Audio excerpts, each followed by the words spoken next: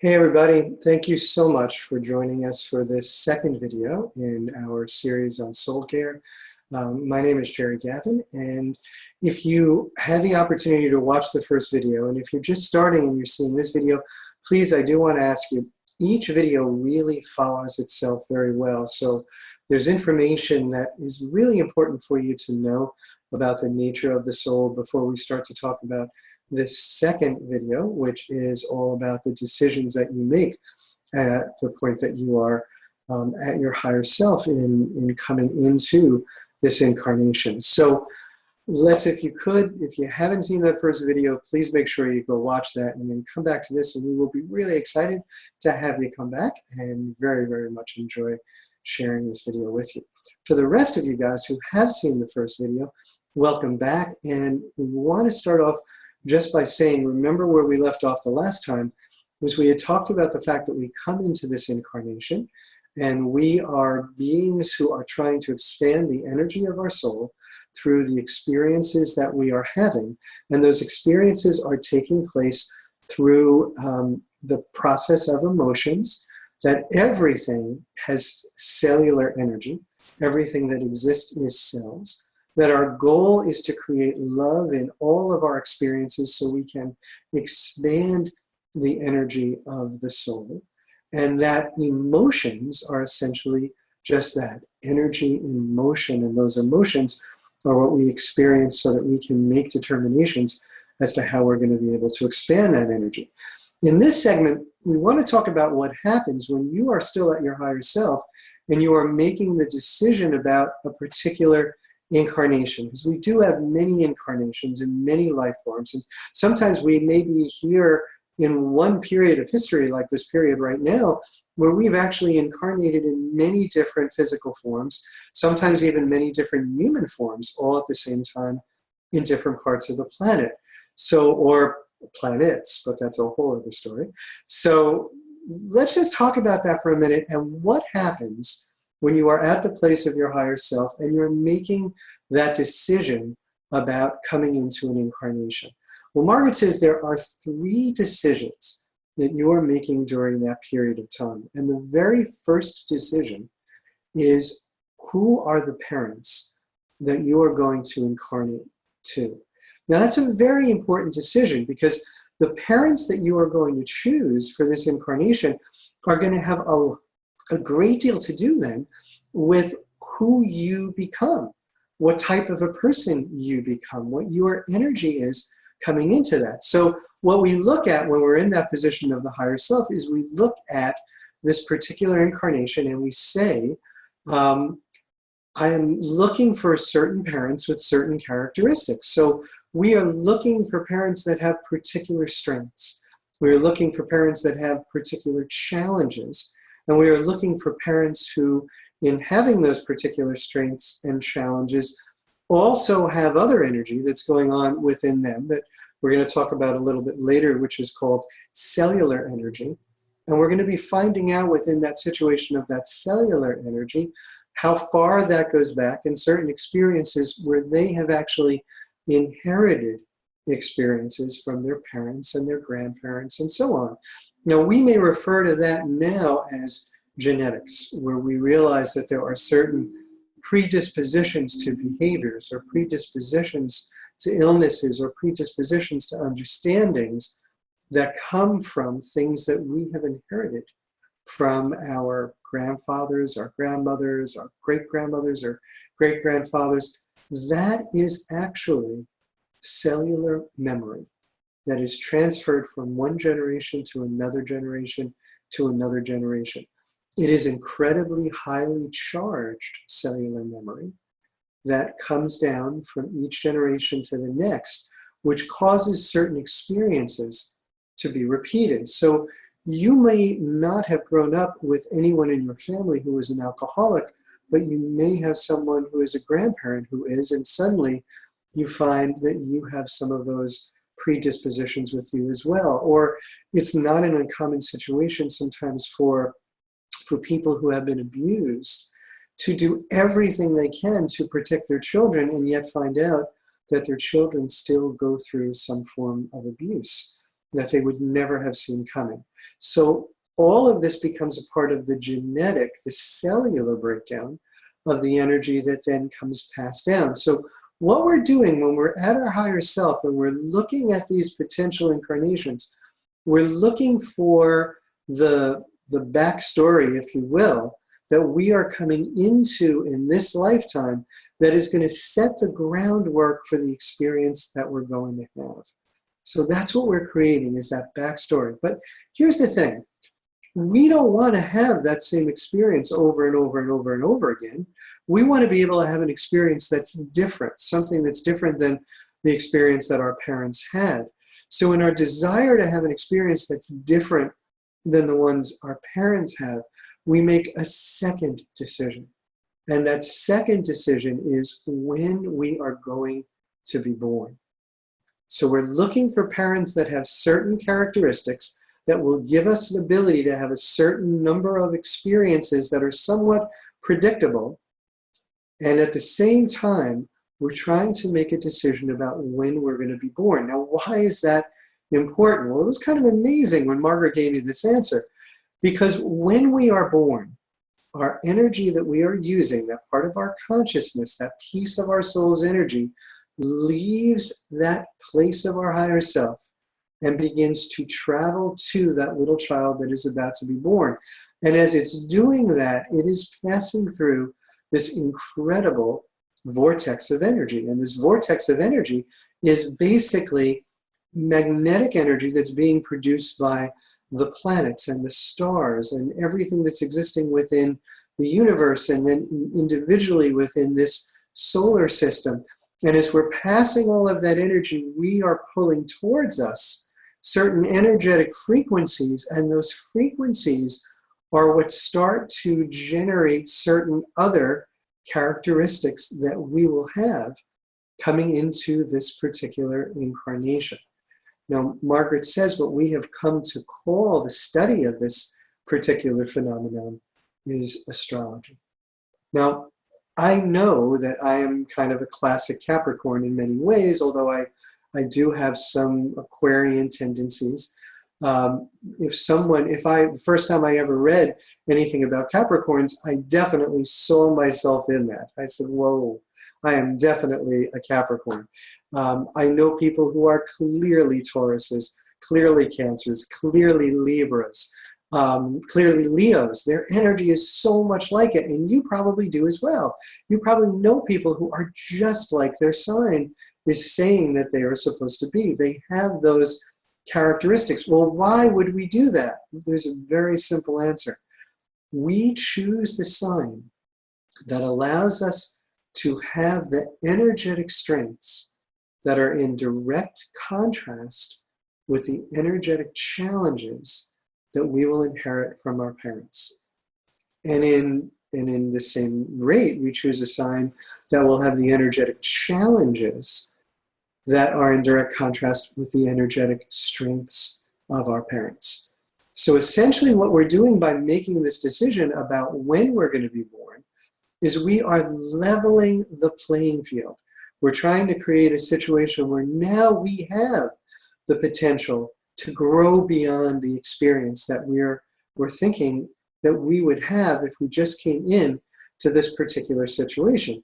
Now, obviously, it shows you how vast the decision-making capacities have to be of the higher self, because there has to be many more than one option that you're thinking of being born into if you're looking as to when you are going to be conceived and how that may work out. So there's a lot of different potentialities that we are looking at as we're coming into an incarnation. But those are the first two things we're looking at. We are looking at the challenges and the strengths that are going to come to us from our parents, and we are looking at the time of our birth so we can find a way to balance out those challenges and strengths so we can grow beyond that and actually increase the energy of our soul.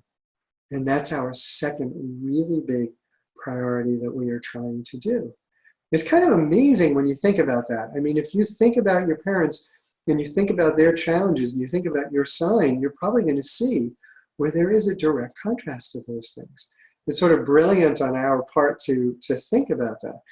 And both of those things, the decision about the parents that we're going to be born to, and the decision about when we're going to be born, really feed into the third decision. And the third decision is very, very, very important when we're thinking about the potentiality of possibly losing some of this soul energy, or potential for growing this soul energy. And that is what Margaret refers to as this third decision being the risk factor. What is the risk factor in this particular incarnation?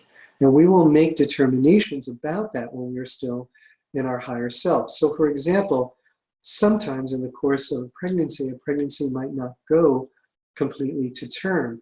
And very frequently, in most given situations, that's because of the fact that the higher self sees that there are difficulties within that pregnancy that would increase the risk factor far beyond what it wanted to be able to incur in this particular incarnation.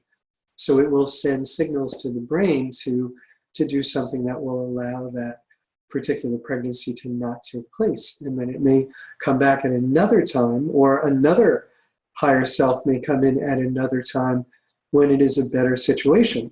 Or there are times that the couple may make decisions that they want to keep a child regardless of the complications that might be faced, which means the soul of that child also has to make that decision, because they are determining that risk factor. So they're saying, I will come into this incarnation, I will live this particular risk, I will go through these experiences and challenges because it will really help me to grow this soul energy substantially in this regard.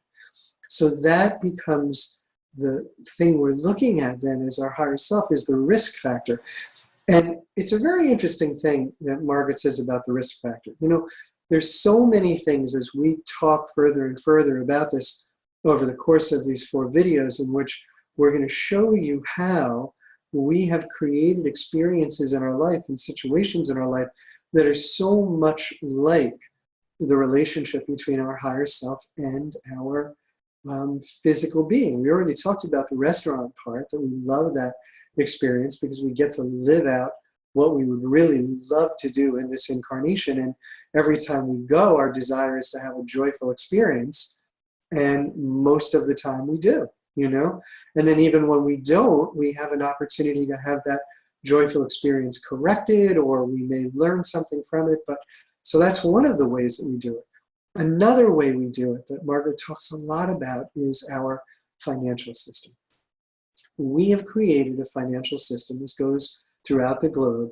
And that financial system says that the greater the level of risk, the greater the level of return. In other words, the riskier the investment you place your money in, the greater the potential you have for a higher level of return. So let's think about that logically with money for a moment. If you put your money in a savings account, then what happens in that savings account is you have complete control of it. You could take that money out an hour after you put it in. You could do it at any given time. There's not very much flexibility or power that the bank has with that money, except for singularly, maybe one night at a time in terms of overnight investments. But if you invest that money in a money market, where now they may have it for 5 years or 10 years or 15 years, they'll pay you more money for that, or a CD, because they have more flexibility to say, all right, we could loan this money out as a loan to someone and make more money so we can bring that back. So the concept of giving away a certain amount of autonomy with relationship to your money means that you have a greater level of return. Now that's partially what we do when we're growing up. We give away a lot of our autonomy because we start out in this incarnation as a child and we have no freedom to make decisions in any way, shape, or form during that period of time. So what we're doing is we are living a life that's based on the decisions that our parents are making. So we're giving up a certain amount of freedom. We are kind of placing our money, or placing our souls rather, into an investment that only has a certain amount of freedom that we have within that. So we're depending on our parents during that formative stage to guide us through their decisions so that we can learn how to make decisions to take us in the best possible way to grow our soul energy. Where the risk factor really gets big then is when you are placing soul energy in beings, human beings that have a very high risk situation within a lifetime. So, for example, you could decide, I want to come in and I want to be born to a very, very rich family, so I've got no financial worries. And I want this very, very rich family to be incredibly kind and loving so that they're supportive and I know financial security and support and love.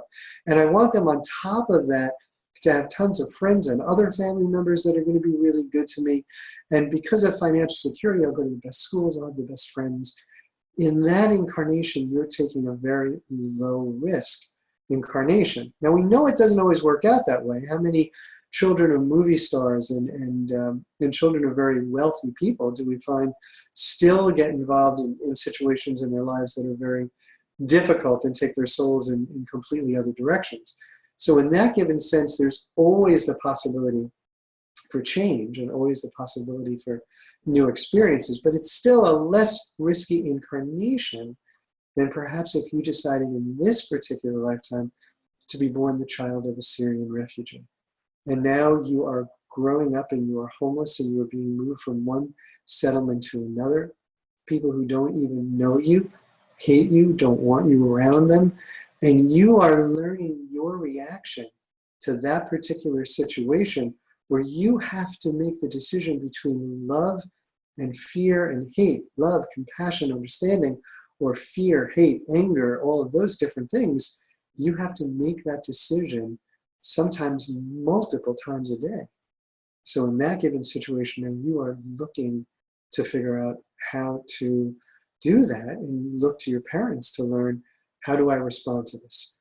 So this is where that choice of parents becomes so important and the choice of risk becomes so important, because the risk now is extreme. So in order to be able to go with your soul energy, it would be most helpful if you have parents who are going to be coming from some way, shape, or form that point of love, or that you've given yourself the right personal characteristics if they're not coming from that place, that maybe you still might be able to come from that place.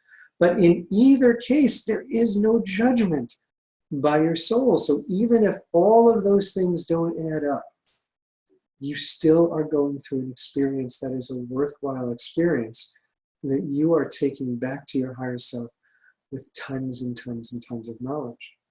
So those are the three criteria that we are looking at when we're making the decision to come into a physical incarnation.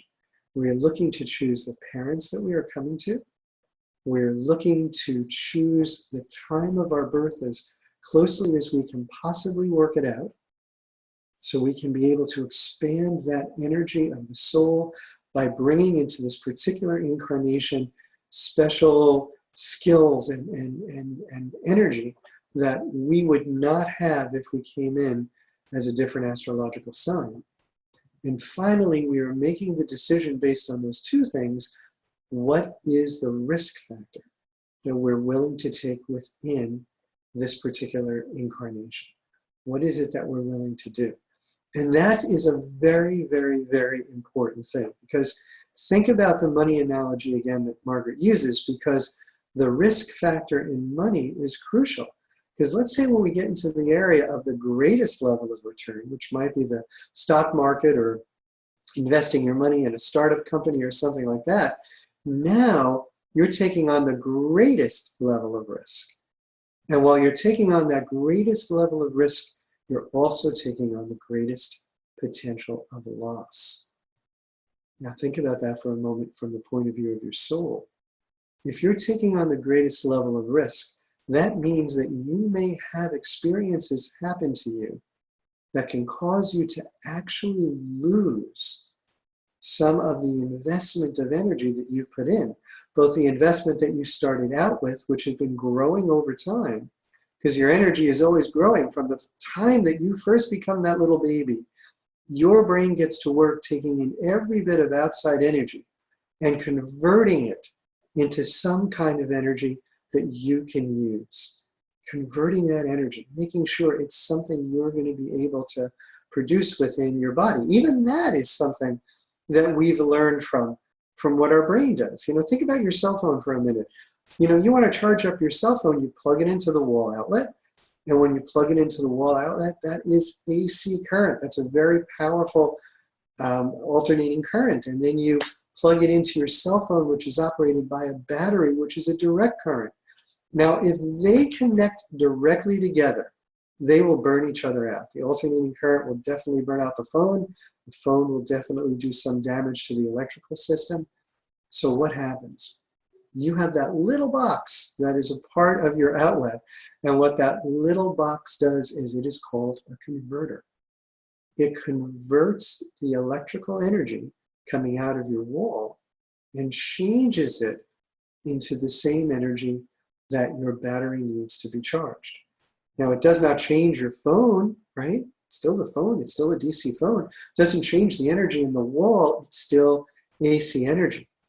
But it converts it into something that the phone can use. And that's what our brains are doing all the time. That's why Margaret gets so upset when people, I can't say upset, she doesn't really get upset, but she just wants to educate everybody in the fact that our brains are always doing these kind of things for us, converting everything around us into energy that we can use, trying to help us to be as functional and whole as we can possibly be.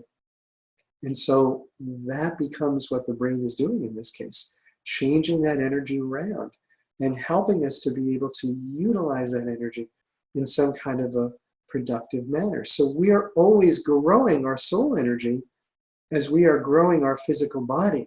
But sometimes we can encounter a level of risk within a lifetime and situations that happen within that lifetime where not only do we lose some of the soul energy that we've been expanding over time, that is the energy that goes beyond our physical form.